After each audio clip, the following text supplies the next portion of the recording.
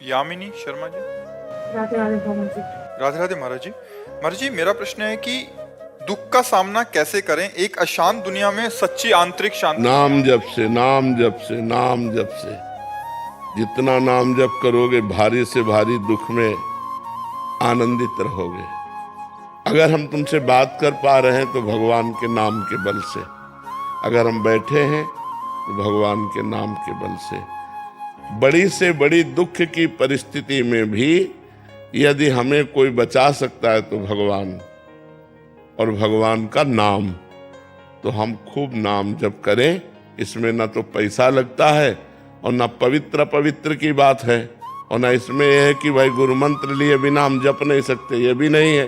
भगवान का नाम तो कोई भी कभी भी कहीं भी कैसा भी हो।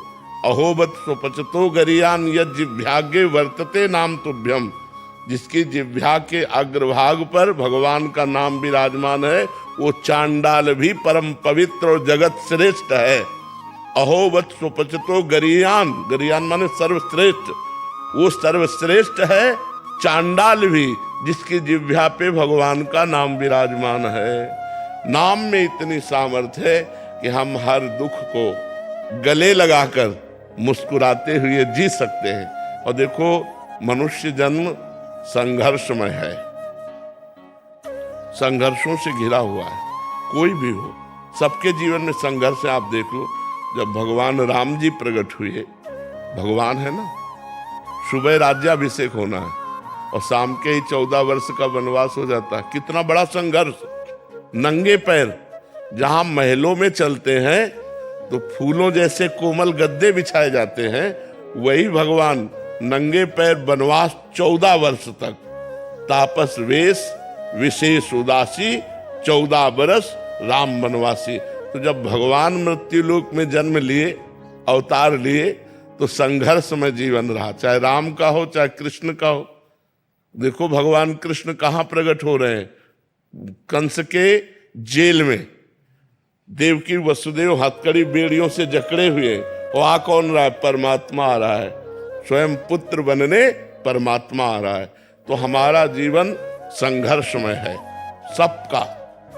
आज तुम सुखी हो तो कल दुख आएगा, आज तुम दुखी हो तो कल सुख आएगा। सब दिन होत न एक समान। आज सुखी हो तो अभिमान मत करो, आज दुखी हो तो बहुत उदास मत हो। ये चक्र है, सुख दुख का चक्र चलता रहता है।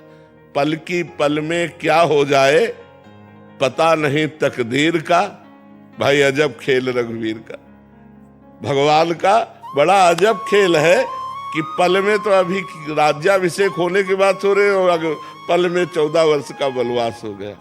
पल की पल में क्या हो जाए कुछ पता नहीं तकदीर का, अजब खेल रघुवीर का। इसलिए हमको दुख में सामर्थ्यवान बनने के लिए भगवान का नाम जप करना चाहिए। नाम जप से बड़ी सामर्थ्य मिलती है। भगवान के नाम जप के बल से हर कष्ट मुस्कुरा कर सहा जा सकता है। तो सब समस्याओं का समाधान भगवान का भजन है, भगवान का चिंतन है, जो हम हर दुख से लड़ सकते हैं। महाराज जी, इसका मतलब समस्या तो केवल मन का एक मान्यता और उसका विचार ही है। बस मतलब कष्ट होना समस्या नहीं है, उससे चिंतित हो जाना या आगे क्या होगा। हाँ। अगर हमारा मन भगवान के चिंतन में तो हम प्रसन्न हैं, हम सुखी हैं, हम बिल्कुल दुखी नहीं। और अगर भगवान के चिंतन में ना होता और ये चिंतन में होता तो अरे आग लग जाती, डिप्रेशन में पहुंच जाते। तो आनंदित होने के लिए भगवान का नाम, यही हम उदाहरण अपना इसलिए देते हैं कि प्रत्यक्षम किम प्रमाणम।